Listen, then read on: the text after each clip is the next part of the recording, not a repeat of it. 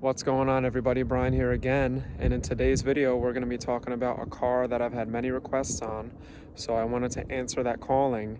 And sitting in this car, I now understand why everybody wanted to see it. Today we're working with the 2022 Highlander Platinum Hybrid. Let's check it out. So if you're new to the channel, welcome. My videos usually start with the outside of the car. I talk about the engine and drivetrain and the way it drives, and then I work my way inside. If you've been following me and you're one of my supporters, thank you so much for tuning in again. This is a very charming car, and you guys know where I usually start. I like to start from the front, but with the way the sun is shining right now, it's just about freezing outside, but it's doable with the sunlight. This paint is gorgeous. But let's jump over to my favorite part, the front of this car. And for those that wonder, here is the window sticker of the vehicle. So you're welcome to press pause and check out all of the specs on this car. So when you're pulling up in a Highlander, there's a very strong chance that you're pulling up in an XLE, maybe even the LE. If you're driving a unicorn, you have the XSE with that firm handling. But then there's people that like comfort. There's people that want to be more comfortable. They want some more bells and whistles, and they want some style too. So when you see a Highlander like this, coming from the front when I'm pulling in, the first thing I can't help but notice is these 20-inch wheels right here. And you know, normally the big wheels that come on Toyota Limiteds and Platinums don't really ring my bell because I'm more of a rugged guy. But I really like, and we're jumping right in, guys, I really like how it's not a super shiny chrome. We actually have a darker, I wouldn't say gunmetal, but we have a darker silver finish here on these wheels. The 20-inch wheels are going to give you more style, but they're also going to give you a little bit more of a, a little more of a stable feel at the higher speeds. Here's what it looks like directly from the side. And if you saw my last Highlander video, you know, I talk about the streamlined design of the vehicle. It has a lot of waves. It's not as cut edge as the last generation. Onto the nose though. What I like that Toyota's doing is they're not making the whole entire car the grille. That's a thing that I'm seeing everybody doing. I like that they're still making it look like a vehicle. You know, it doesn't look like some type of a dump truck or something where it's just all grille with headlights on the sides. On the headlights here we have an LED strip that's going to be our daytime running light and our parking light, and then it has automatic headlights, so it'll kick in. You have two separate beams here, which if we get close are running through glass projectors separately for low beam and high beam. Also we have the LED on the fog light too. So these are going to be very bright white, and they're going to shoot that light real far down the road so you can see any animals or people that are out on the road way ahead of time. If you're new to Toyota, we have Toyota Safety Sense, which behind this emblem is going to be a radar device that will actually detect how close objects are. And in the windshield, you'll see a camera in the center. That's how the car tells what things are. So it's constantly working. This is standard on all trims, to see what's happening around it, especially in the front, and it's going to react. So you're getting your pre-collision system, lane departure alert, lane trace assist, dynamic radar cruise control, and automatic high beams, which are great. Here's that white paint in the shade. Took me a little while to get the loving on this smooth design, but what really sold me on the new design is that muscle on the hood. I love how we have that muscle popping out. It's just not a flat hood like you see on a lot of the other competition. You know, there's that foreshadow to Toyota's tough background. You know, Toyota has a history of off-roading, a history of trucks, and, you know, with the car's reliability too, but is that even questioned anymore? I don't know. You know, I've been doing this for 5 years, and it's really rare if somebody has an issue with their Toyota. So we just jump right into the style here. On the side, very streamlined like I mentioned. We got some nice protruding hips in the back, got some leg muscle. And what I really appreciate is, even though this is a platinum trim, the top of the line trim, you still see some of that ruggedness around the wheel well. You have that non-painted plastic on the wheel well, which is going to take that beating really nicely. So when you're kicking up gravel and you're kicking up, you know, twigs and little objects, or you're climbing over a little branch, you're out there. It promotes being out there, getting active and going places, which is what Toyota wants you to do. They want you to get out there. They want you to go places. You know, just because you're driving a fancy, expensive, limited, or platinum doesn't mean you have to keep it in the garage, which is nice. You get to have the nicest Highlander you can get, but you still get to take it out mountain biking, snowboarding, in style, in comfort. Onto the back. Very smooth lines on the taillights, not those straight horizontal that we used to get in the last generation. I don't know, kind of looks like kind of looks spooky back here. Kind of looks like a Batmobile to me. You know, we got this fin in the back. Some people call that a duck bill. We have these flaring taillights. At nighttime, they look very nice. It's just a straight bar. So when you get in the light, it kind of shocks you what shape everything is. But then at nighttime, it's just two little bright red lines at nighttime here. And yes, it does have the tow capacity. You got about 3,500 pounds on this with the hybrid system. Trying to give you guys a bunch of different angles. So yeah, the exterior styling, this is in par with what we're seeing a lot of manufacturers do. I'm not going to start a debate and say who did what first, but I feel like there are a couple out there that are kind of copying this design, but we don't have to get into that. But look at that paint. Let's get close to that paint real quick so you can see it. The way Toyota does the pearls is awesome. They took the mirror off of the door corner and put it on the door so you have more visibility over here, which is great. It still has that mean face. It's still mean mugging you. It still says, hey, I'm here. Next up, let's pop the hood, see what's underneath in the power plant, and talk about the way it drives. No hood struts at the platinum level. Let me know what you think about that. I get asked about that a lot more than I thought I would. I will say, you know, even though I am biased towards Toyotas, I'm very open-minded, and I will say things that I like or dislike. It would have been nice for the money I'm spending on this to have some struts so I can just open it and it goes shh, and it just hangs out on its own. But that's a small detail. So we're working with Toyota's 2.5 liter 4-cylinder platform on a hybrid system here. So you have the hybrid battery in the back of the car. And a question I get a lot is, how's the power? Well, it's definitely less than the V6, but when you put it in sport mode, the torque of those electric motors, which we'll get into in a moment, really kick in. Let me get you some close angles here for my mechanically savvy people. Still a simple design, a reliable 4-cylinder that Toyota's done for a while.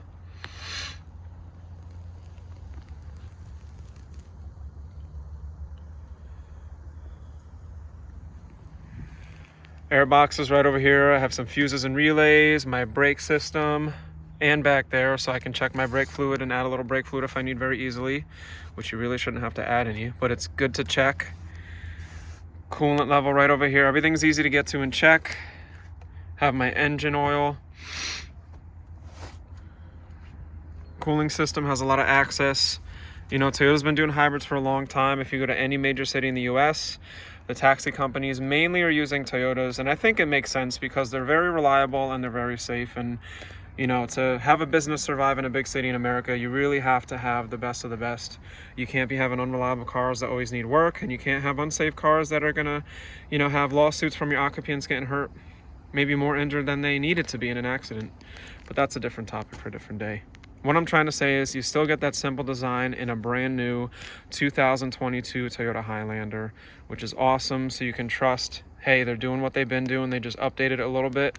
It's still going to do the long haul. Now, how does the hybrid system work? Let's break that down for a minute. So you have your regular Toyota 4-cylinder engine in the Highlander now. There's no more 6-cylinder hybrid. It's the 4-cylinder hybrid. It still is all-wheel drive. So what you do is you get in the Highlander, you start it up like you normally would, and you drive it like you normally would. How it works differently, though, is you have your hybrid battery under the back seats. You have your engine and transmission here where they normally would be. And instead of there being a mechanical connection between the front and the back wheels, there's actually no drive shaft connecting them. So when those back wheels are needed, they're actually powered by their own little electric motor called MG2. MG1 is in the front, which powers those front wheels. So they're communicating with each other. So it's mainly going to be front wheel drive. But if you have a high throttle input, or it senses any type of a wheel slip, it's going to kick those back wheels in. And now you have all 4 of those wheels working for you, which is great. Then you combine that with your anti-slip features, your traction control, vehicle stability control. You know, it can give you a little bit different power. It will give you up to 50% power to the rear, which is awesome. And not only that, with the braking, you can actually get braking on a different amount of force for each wheel. That's called electronic brake force distribution. Not necessarily part of the drivetrain, but if you're braking in an emergency situation around the turn and you were using that all-wheel drive, you'll actually get, the car's going to determine how much brake force each wheel needs to keep you as stable as possible. How's the power? Well, you know, driving videos, yeah, I could talk about it while I'm driving it, which I will start doing more in the future. I just got to get some equipment to do that safely. The power is good. You can put it in sport mode to get more of a boost. In eco mode, it's definitely going to be depowered, but we're maximizing our fuel economy here. And, you know, I have to remind you, you're in a 3-row SUV with space and features and safety, getting 35 miles per gallon, and it's all-wheel drive for the snow, for the sand, for the gravel. Something's got to give a little bit. It's not going to be a race truck. You know what I mean? It's a workhorse. So that's what we're working with. And, you know, so far the people that have this car, they're very happy with what it has to offer and the way it drives. And definitely check out the Highlander XLE hybrid video so you can see what I think about that as well in comparison to this. But that's the engine and drivetrain. Now let's start breaking it apart and getting inside, talk about some of the room, the space, and go to the most important part of the car, the cockpit. So you purchased, or you're about to purchase, a 3-row SUV. In fact, you have narrowed it down to the Highlander, and you haven't seen one yet, and you want to see, this is the first thing people want, they want to see the space. So my button is just right of center. I give it a quick push, and my height adjustable hatchback opens up on its own, and it has jam protection too, so if it hits something, it's going to stop. So here's my space here with the 3rd row up. If I put my fingers against the seat, it's going past my elbow. I don't have short or long arms. Now this is reclined a little bit, so if I was more in the upright position, I have even a little bit more room here. With the 3rd row folded down, so since it has the captain's chairs, if I wanted to make this a 4-seater and fold this down for more space, I hold this lever up, give it a little shake, down she goes. Same thing here. There we go. Gets a little smoother as you break the car in. Now I have that space. And you have the all-weather protector here so you don't mess up the carpet. The shelf is about mid-leg, so it's not down to the knee like the RAV, but I have that width. And what's great is the seat belts will actually clip in to the side here on the wall, and they'll go down in here, and they're not going to get in the way. They're not going to make noise. Have my little hook here for my bungee net so I can stop my groceries from sliding around. And I have a 120 volt house plug, that's what I call it, or 3-prong plug, so I can run accessories. With that JBL subwoofer, by the way. We'll get into that later. To get the seats back up, they give you a rope. Just pull on that rope. Remember, put your headrest up. It's a 60-40 split. So if I needed 1, 2, 3, 4, 5, and a 6th little one, I can run some longer objects through here, and I still have that cargo space. Now, say you put somebody my height, just under 6 feet, I can recline this a little bit and become a little more comfortable, sacrificing a little bit of that upper cargo room, but it's doable. And I'll show you right now, actually, what it's like being in the back row.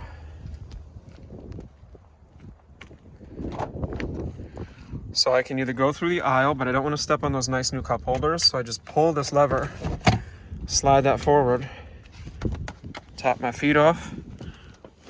I am kind of scrunching up, Bring this back a little bit. That's in a pretty far back position. Now, they don't have to necessarily, there we go. They don't necessarily have to be that close to me. So this is with them a little further up, a little bit less knee room for them, more knee room for me. I have my cup holders, seat belts right over here, decent sized window, a little bit smaller than the last one. Here's what I'm looking like. No fold down armrest. This would be my third seat in the middle. You're putting your smaller people back here, but I just wanted to show you the space I'm getting. I have ventilation on my head. So yes, you're getting ventilation in all 3 rows. You also have reading lights in all 3 rows. I mean, what 5-year-olds are going to be reading back here? I don't know. A+ if your kids are reading books on the road trips instead of iPadding. But one thing I would have liked to see, and yes, I'm not afraid to say things I would like to see because Toyota listens.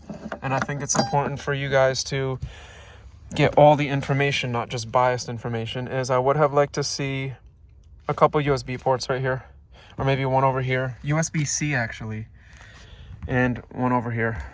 Maybe just one on one side. Give me something. It is nice that, you know, they're giving me some plug-in ability over here, but I have to run a longer cord. Maybe Toyota wanted to save on the cost and they figured people back here are going to be little. They're not going to be necessarily hooked on the electronics. They're probably just going to, you know, have a snack, have some Cheerios and pass out. But it would have been nice because, you know, I know my clients and, you know, you have some families where, you know, everybody is fully grown and you got teenagers back here. You have, you know, full grown adults that are in the back, you know, and then you got mom and dad in the middle comfortable and another generation driving. So having that full plugability in all 3 rows, I feel like we should get to the point where it's standard, but it's not going to make me not buy the vehicle. I mean, you can jump on Amazon and get a long cord and you'll be fine. But I know somebody's going to ask about it, so I just wanted to address that. So yes, to get out, all I do is grab this lever. I don't need to wait for my helper to get me out. And I'm crunching my head out and I'm free. So there's that. Onto the door card. Decent storage here with the bottles. Let me sit in the middle row so that you can see what it's like to have a little bit more space. And I'm going to close up the door. First thing I love about it now is the seat is a little bit more plush. I'm not trying to say that the quality is reduced in the back, but you know, you're going to get more upholstery for the bigger people in the middle, which I can immediately feel. I love this. You can't get this on the LE, guys. XLE and up. It's awesome. I don't care if it's electronic or not. It doesn't need to be. That's just another mechanism to brake. Shout out to the German car drivers. I wish you luck with all that. This thing can take a beating for 200,000 miles and it's not going to give me an issue. And let me tell you, you can just feel that the material this is made out of, when the kids are slamming this around, it's going to keep going. So it's a work of art. Takes a little getting used to, but I can immediately feel the relief from all of that sun on me. Not that I need it on a day like today. So yeah, here's my space. I do have the option to bring the seat back a little more with a simple little lever over here.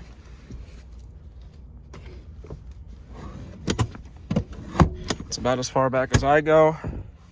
Here's my space. This seat is back pretty far, by the way. If I bring this up to eye level, the headrest is in my face.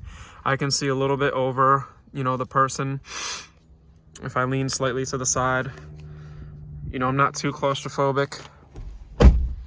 Big square windows, which I love. So, you know, I'll mainly be looking out in this direction on the road trips. So I don't feel claustrophobic back here at all. And I love that the window is stretching real far back too. So I actually have, you know, this bubble around me where I can see, which helps me feel really good for people that care about stuff like that. This is eye level, me looking over by the driver. And then here's my passenger. The captain's chairs are nice. The armrest, good size. If you're super tall and have long arms, you might feel like you're hanging out a little bit, but you know, given with where it comes up, Yeah, they could have brought it to here. You know, I don't know everything they do and why they do it, but it probably could have came up to here because then I would have had to dot more, but they have their reasoning for things. But these come up very easily and they come down. They only have one spot where they come down to. They're not adjustable like this. I have the cup holders here. You used to have a flip up tray that flipped down. That was great. Kind of weird that we got the cup holders on the floor now, because I wonder about stepping on drinks, stepping on the cup holders, getting dirt and stuff in here. But this is indestructible. I mean, you could have a pit bull or a boxer or a Roddy chew all over this, and this is going nowhere. You know, the flip up tray, you got to worry about it being flipped up and somebody stepping on it and breaking it and snapping it. This is indestructible. So it's cool. You know, you got to adapt to change. Maybe I'll wind up preferring this later down the line when I see the way they hold up, or I use one myself on a trip. Here's that beautiful door card with some non-direct light. And onto comfort here. We have that soft material with some stitching. And when I rest my arm, that's nice. So, you know, these manufacturers put a lot of thought into the exact height, width, and length of these things right here. You know, where your arms and hands are going. And window switch is right where it should be. Handle is, it's all natural. It's all ergonomic. It all comes naturally and makes sense. I don't have to guess and wonder where things are. It's like almost you can predict it. What's also nice is when this is locked, you don't necessarily have it bypass. You can bypass this way, but if one of the kids accidentally grabs this for some reason, it doesn't automatically open the door. And yes, it does have child locks right here. You do have a separate control here for the climate. So let me just get the climate control on real quick so you can see what that looks like. So I have heated seats in the rear, which is great, 3 different levels. And I can change my fan speed.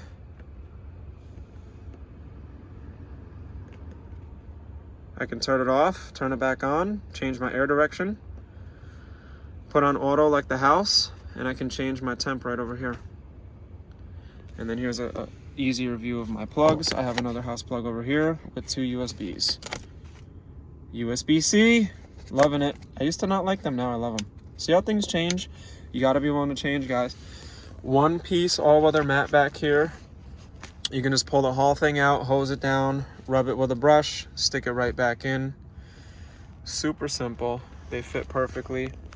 So we did the back row, we did the middle row. Let's jump into the passenger seat and work our way to the cockpit.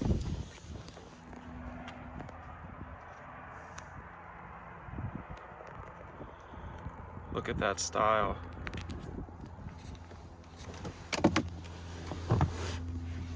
Love these door sills here. Have my puddle lights over here, not in the mirrors, but boom. Plenty of space. And yes, I was right.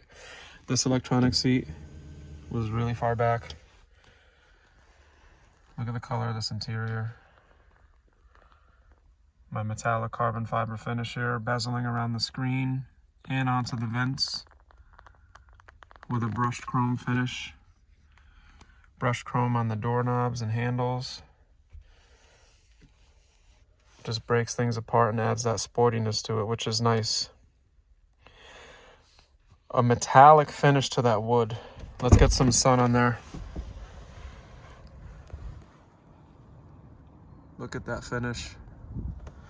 I'm gonna pretend in my mind that this is some type of a olive wood or some tree that you have to go very far away to get to, and they only limit the amount of them that you can cut down and put in these cars to preserve the species.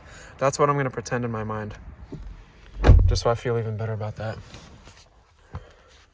But here's the way it looks again. It's almost like a walnut. It's like a walnut titanium finish on this wood grain here. And then you have the brushed chrome that just carries you away onto where your attention will usually wind up. So yes, plenty of space, plenty of comfort. I'm not going to spend a lot of time in the passenger seat, but here it is. Oh yeah, you could be a great co-pilot in one of these. Let's move on to the most important seat, the driver's seat.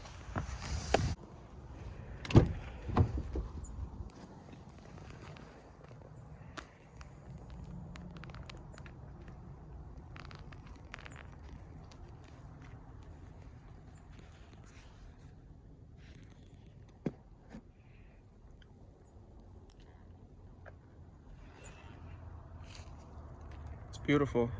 And I don't just say that. I prefer black interiors, but I will say this tan is really growing on me. Here's our driver view. Let's give it a quick start up, press the brake and the push start.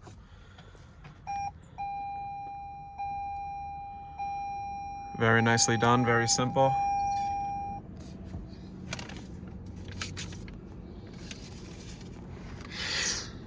So this Highlander has what's called a smart key, aka a key fob. Let's break this down first. You leave this in your pocket. You can grab the door handle and it unlocks. If you leave it in the car and try to lock it, it won't lock. So let me show you. This is on me, right? It's in my pocket.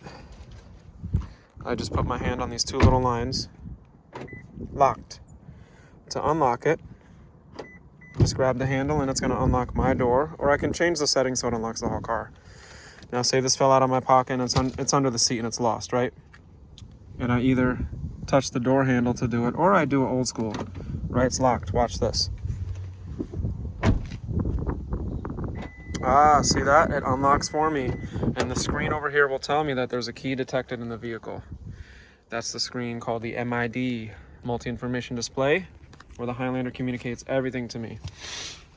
There's a little lever over here where if I pull that to the side, there's going to be a pull-out key that pulls out, so that if the battery dies on this, I can insert that pull-out key, unlock the vehicle, and with the battery dead, it may not sense the fob is on you. So what you can do is, if the battery is dead, you just press the brake and you hold the fob against the push start and it's on. Now, since this is a hybrid, I do have a video called Crash Course Hybrids, but I will give you the best tip ever. The one way you can tell that your hybrid car is on and ready to drive is not because you heard the engine, but because you saw the ready symbol right over here. That ready symbol right over here means that it's on. You'll also be able to tell because the gauges are lit up and the needles raise, but the real way to tell, because these may be lit up if you have it on battery mode, that car is ready to drive because it says ready right here. And I can put it into drive and it will let me without beeping at me. But that's not a good way to test it. You just look for the ready symbol and it's ready to roll. Now, if I turn the vehicle off and say I just use the battery mode like this, see, the gauges are lit up. The needles are not necessarily raised, but you might think it's ready to drive because it shows this. These are lit up and whatnot, but there's no ready symbol. So if I go to shift it, it'll put me into drive, but look, it's not on. So I have to turn it on. And then now that I see that ready symbol, I can actually drive it. So you will not hear the engine at certain times. Lots of comfort here. I love the stitching. So I'm going to take a moment just to do a basic, opinion on things, because I don't get to see these beautiful unicorns very often. I love seat memory. I wish Toyota did seat memory on more of their vehicles. And the heated steering wheel right here, I wish my pickup truck had that. I love heated steering wheels. And unlike the new Tundra, which gives you all around, the heated steering wheel on all the other Toyotas are going to be from here to here. Until further notice, but I'm feeling it from here to here, and it's nice and hot. I can feel it through my gloves, but not enough to burn me to the point where I don't want to touch it and crash, but it is nice and toasty. Because remember that, it can't get too hot. If you're 84 years old and your hands are a little sensitive to stuff like that, you don't want to have to let go and not be able to drive and crash. So it's not going to be super hot like maybe a heated seat. Very utilitarian design here. Lots of square buttons in a row. Looks like we're in a tank. I like that styling. I don't like the way some cars, everything is round and quirky and weird. Some people like that. We have a very utilitarian design. Lots of square buttons laid out, easy to get to, and in their optimal position. How's the visibility? Here's eye level. The visibility is perfect. The camera here for the safety sense does not get in the way. In fact, for Easy Pass, I can stick that right here and it won't even be visible. So that's a perfect spot for Easy Pass. The screen, even though it's a little higher on like the Corolla and the Camry, at eye level, even those are not going to be blocking. So the screen almost looks like it's integrated, which here's our screen right over here. I'm gonna take my gloves off so things are a little easier to use, and we're gonna start breaking down some of these buttons.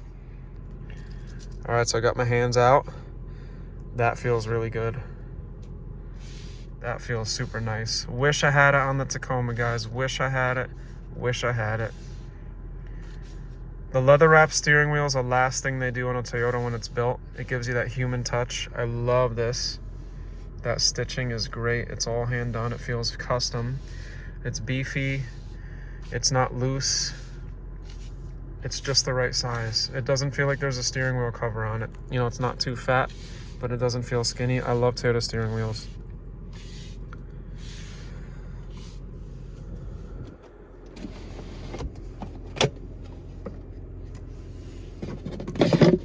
Sliding shelf comes out pretty easily. Have my wireless charging here. So next up, I'm gonna do the fast button review, where I go over all the features on this Highlander. And I do tend to go a little fast paced because there's a lot of buttons here. I'm gonna try to go over almost everything. If you're new to the fast button review, just remember you have the pause button, and I'll have a timestamp in the description where you can click on the time itself and it'll bring you to that exact feature. But I'm gonna try to make it smooth and streamlined. I generally go from left to right, and then I work my way up so that we can focus on this at the very end. So you guys ready? Here we go. Okay, so starting from left to right, I have auto down and up windows all around, so I just give it a hard push or a hard pull. I have lock and unlock, and remember the lock has two little nubbies just like on the key fob. There'll be an LED indicator for my window lock. To adjust my mirrors, if I turn this to the L, I can toggle up and down the mirror like so, or side to side. This is neutral, and then there's the right mirror and back to neutral. To set my seat memory, for person number 1 and person number 2, all I do is hit set and then the seat, and you hear a beep. That means whenever I change any of the seat settings, all I do is hit this button and it'll go back to whatever that setting was. As I get to know the seat and perfect it, I can keep refreshing and resetting it. Down below I have the auto high beams, which will activate them. So as long as the headlights are on auto and that stalk is forward, I'll have the auto high beams, which go on and off on their own. I have my hatchback here, so press and hold until it beeps, then I can release. Heated steering wheel, heated wiper blades, so there's actually elements in the windshield, not the wipers. This will activate the power plugs that I mentioned before in the back, the 3 prongs. And this will give me a 360 view when I'm in park, or up to a couple miles an hour. So on the screen here, I can see a 360 view, and I can actually pause it, and I can actually change it here to see a bubble, which is really cool.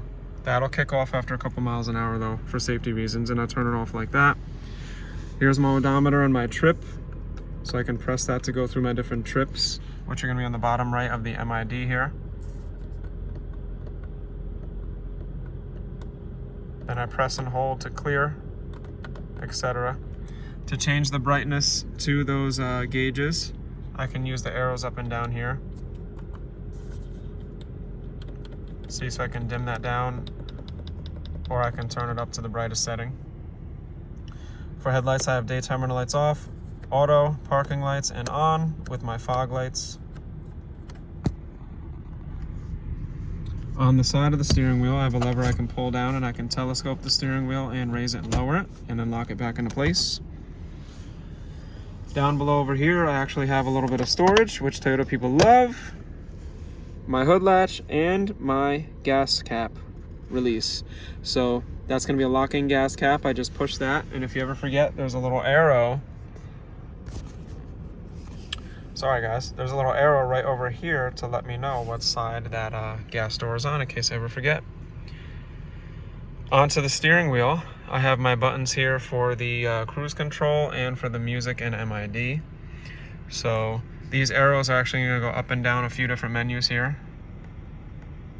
Then I can go side to side in some of those menus. I can select and go back.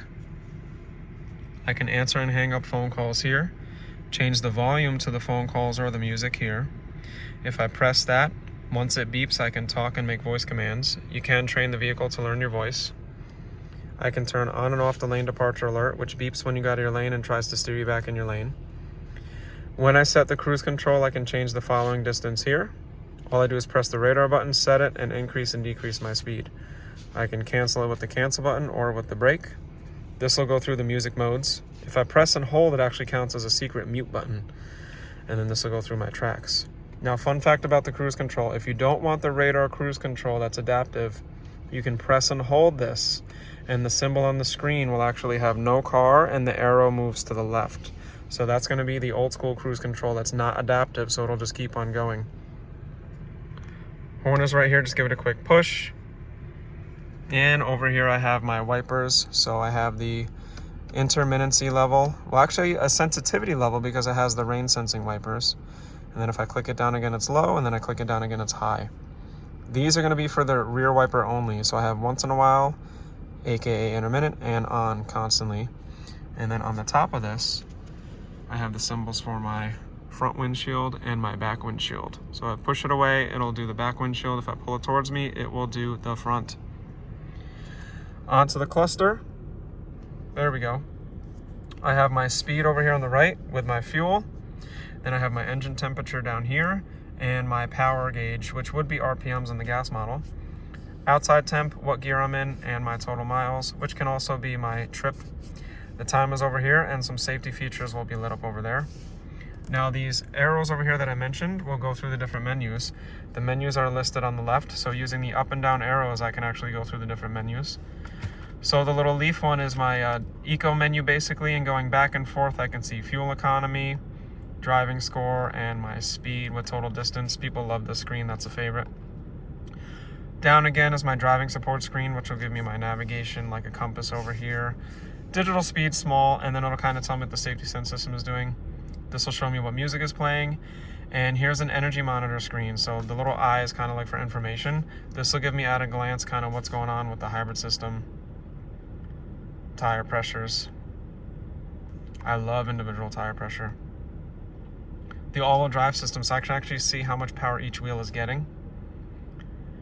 And it'll show me which of those operating systems I'm using and what part of the vehicle they're working on, which is really nice. Down here, settings to those systems. So I have settings to the lane departure alert, the pre-collision system, cruise control, blind spot monitor, which are the little orange lights on the mirrors when somebody's in your blind spot, parking assist, which will beep when I'm backing up, getting close to things, rear cross traffic alert, which will actually beep really fast if somebody's walking or driving behind me. And this is actually a system that will sense when I'm getting really close to something. Heads up display. If I press and hold OK, I can change the brightness and position and rotate it. That's your holographic display on the, it's going to be hard to see here on the camera, but you'll see like a fighter jet, you'll see a holographic display. There it is, of your speed, what gear you're in, etc. You can adjust that here. Road sign assist, it'll read some different road signs and display them on the screen. And some additional settings, which if I press hold, if I hold OK, I can change that hatchback opening adjustment right here. See, there's different levels. It goes in depth, guys, so I'm trying to brush it lightly. Kick sensor for the back, and volume when I open it. And I'm using the back button to go back. So there are lots of different settings here. It would take me a very long time to go through everything. Here is the warning, so it's just letting me know that I don't have my seatbelt on yet, but it'll save maintenance, warning, anything else that you need. And back to the regular one. Now, you see that little green guy that popped up? That's what I call your EV badge. He's your little friend that pops up when your engine is off, just to let you know when your car's an EV, aka an electric vehicle. When he goes away, you're no longer an electric vehicle, the engine is on. So it just gives you at a quick glance, is my engine on or off? You'll be able to tell right here with that guy. All right, so there's my screen, which we call the MID. Down by the shifter, I have my USB-C and USB port for Apple CarPlay and Android Auto. You plug it into this one, and then these are just going to operate as fast chargers. And I still have a 12 volt. Down below, I have my cup holders with no divider over here. And it's a quick linear shifting. Here's my reverse camera. I even get a 360 view while reversing, which is great. And I can change from peripheral view which will be a little distorted but show me more on the sides, to a regular view. And I can even change the different lines here from dynamic to grid. When I put it back in park, the electronic parking brake will kick on automatically so that when I let off the brake pedal, it doesn't even roll. When buckled up, I can use this feature to actually be in drive and take my foot off the brake and it'll hold me. So if I'm buckled up, I can push this and it'll show me hold right here in gold. When it says it in gold, I can take my foot off the brake and be in drive and it chills. All I do is give it a little bit of gas and it releases the hold. Once I come to a stop, it'll hold it and I can take my foot right off the brake. So great for the drive-through, great for the busy city roads. Don't forget to put it back in park. Here's my wireless charging with a power button. We went over the shelf. I have a 12-volt plug down below. I don't see any USBs. I haven't yet in any of the Highlander. I don't know, do we need it down there? Maybe. I mean, there's just, how much charging can you really get? I have my different drive modes here. So I have sport, normal, and eco. When I hit sport, it's gonna light up red on the bottom of the screen. Down one to normal, down one to eco. You can change that while driving, by the way. Sport's gonna give you a little more torque and power. Normal's gonna be a blend of the two. And eco's gonna be slightly depowered, but more gas mileage. This will turn off the skid control. The only time you really want to do that is if you're in really bad weather and you need full power to the wheels, like getting out of a parking spot, or if you're going off-roading a little bit on some gravel trails to do some camping or boating. EV mode, electric vehicle mode. So when that battery is charged over 75%, I can actually turn that on, and you'll see it on the top left here. It's hard to see it with the angle of the sun. You see it on the top left there.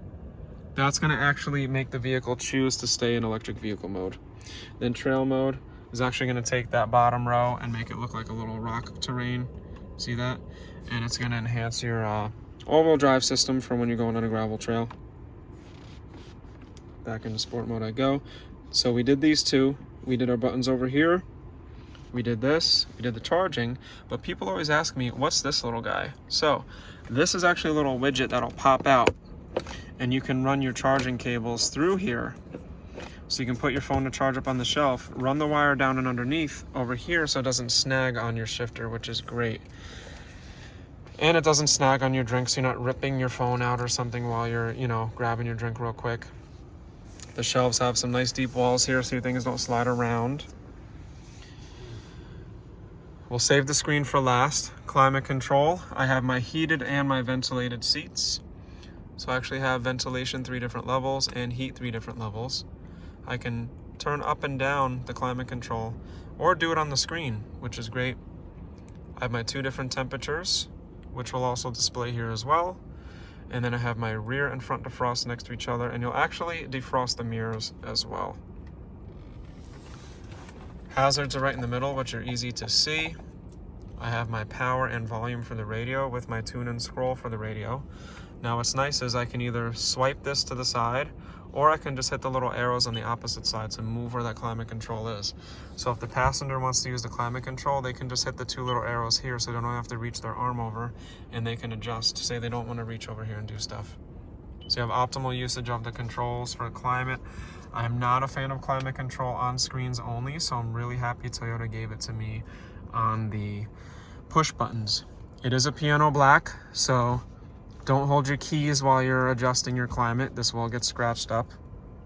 This is also going to be piano black over here, very easy to scratch, and piano black over here, very easy to scratch. So just something to keep in mind. I have these buttons underneath. People wonder, oh, what are these buttons over here? So first off, I have a digital rearview mirror. So look how much more I can see when it's in digital. Here's that small amount. Look what I can see now. So that's cool. If I press this, I can change some of the settings to that and adjust them with this. These 3 buttons are actually home link buttons. That's why these little houses pop up for a second. I can link it to 3 different garages. Sunglass case is right over here with a soft backing. And I have what I call the school bus mirror, which is awesome, so you can see people while I talk to them. Adjustments for the interior lights, off, on with the doors, and on right now. That'll do all 3 rows. And then I can power them individually. I'm weird. I like these. I like these incandescent yellow ones. I think they're more cozy. but I would have liked to see the bright white LED ones since it's a platinum and that's what people want. So it would have been nice to see the bright white ones like on the Lexuses, but not a big deal. For the moonroof, I have two different buttons. I have one for the shade and one for the glass. If I press and hold and then release, there it is. Got that sun on me, and it goes all the way back. Now the glass will open up all the way up into here. And look at that, I'm about to get some vitamin D. Gorgeous. And yes, you can stop the moonroof or the shade halfway through if you want to. But for filming purposes, it'll be better to see with the sun out of our face. All right, last but not least, the screen. All right, so onto the screen. If you are Toyota people, you would expect to see a screen with 8 buttons. You'd have hard buttons here, 4, and hard buttons here, 4, for a total of 8. But things are different now, and we're starting to see things change a lot in Toyota. With the bigger screens, it's going to be more of a tablet style without any buttons, and it's going to be all fully touchscreen. But if you look really close, you'll actually see some of those important buttons still remain. So at a glance, my home screen is actually going to take up half of this screen. And sorry for the reflection, guys. No matter where I park, it's still showing reflectivity. So bear with me. The home screen is a great place to see different information all at once. Remember that climate is just going to stay on either side. If I tap something here, it's going to prioritize that whole section of the screen. Back to home. When I'm connected to Bluetooth, there'll be 4 little segments here for people. I can create a one-tap shortcut for giving them a call. So that's nice. You won't have to dig into your phone menu, etc. to find them or even touch your phone at all. Now, when I hit menu, this is where I can get to a couple different important things. I can type in a destination, get to my music, hook up my phone or access my phone menu, go to my apps, which is where I'll actually start my remote connect or my Wi-Fi trial, and notifications, back to menu. Projection is for when I'm going to be projecting stuff onto the screen, including Apple CarPlay. Info is going to give me some information about the weather, traffic incidents, or my alert history.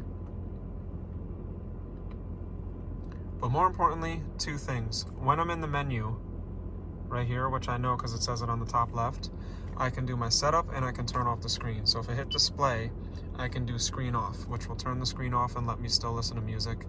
And it's going to let me adjust the brightness here. So that's simple. This is a little too bright for people at nighttime, myself included. So what I like to do sometimes is just turn it off completely.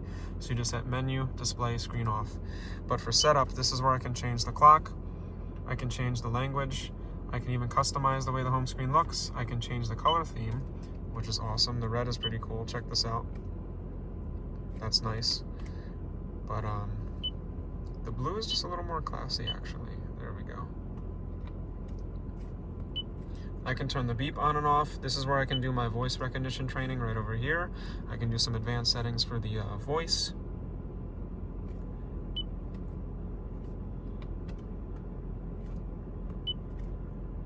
But I like how they have the clock right here, easy to get to, just like on all the other Toyotas.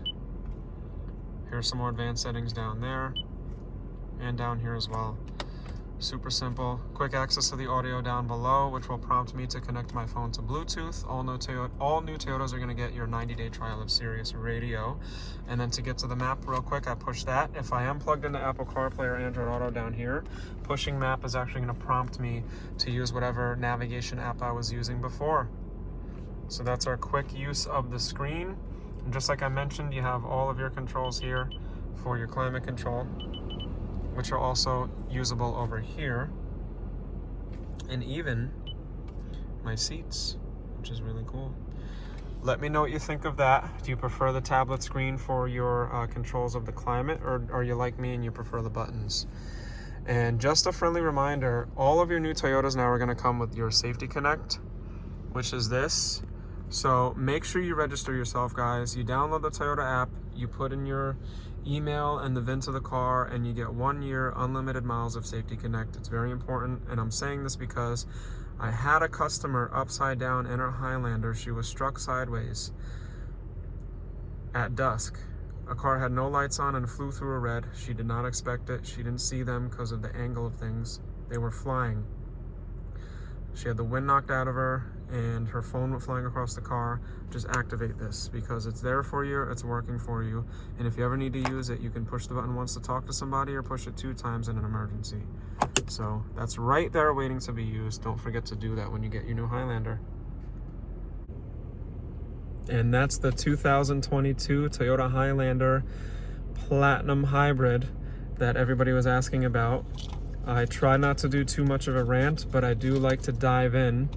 So let me know what you think, if it helped you. If there was something that I missed, I'll gladly get into that with you and give you some information.